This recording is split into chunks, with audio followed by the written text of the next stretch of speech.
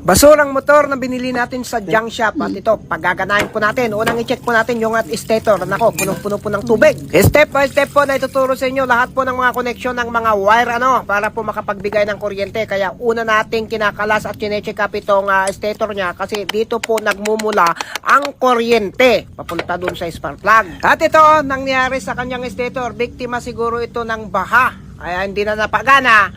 Bininta na lang po sa junk shop at tayo naman binili na at kita natin sa junk shop, binili at napakadali lang pong ayusin yung mga ganito.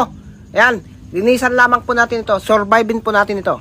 At ito, lilinisan na po natin ng gasolina. Ayan, okay pa naman itong stator nya. Kaya balik din natin.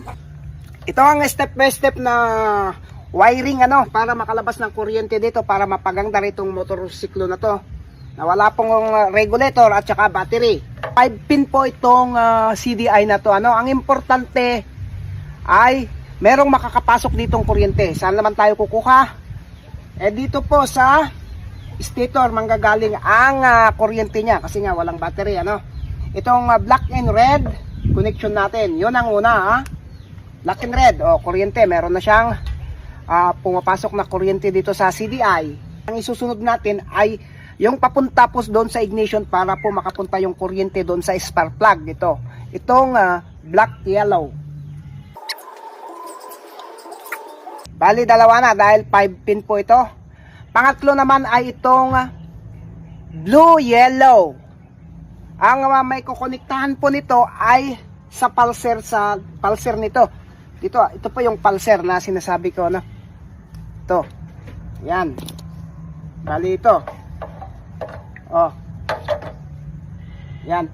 Ang kulay po ng pulser ay color coding niya sa wire ay yellow blue yung iba naman white at blue, pareho din yun. Yan. Di bali, na-connect na po natin yung tatlo.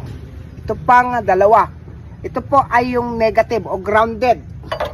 Connect din po natin. Meron pong grounded din negative itong ignition. Ayan, pag-connectahin po natin. Fast forward lamang po tayo. Yung mga importante lamang po ang ipapakita natin para po hindi po magreklamo yung mga taong madaling makaintindi. Yung pong i-connect natin ay yung pong negative, kulay green, papunta dun sa ignition at dun sa stator. Di bali na i-connecta na po natin yung apat dahil 5 pin po ito. Ito pong black at white ay ito po switch. Kapag dumikit po ito sa positive o kaya negative, mawawala po yung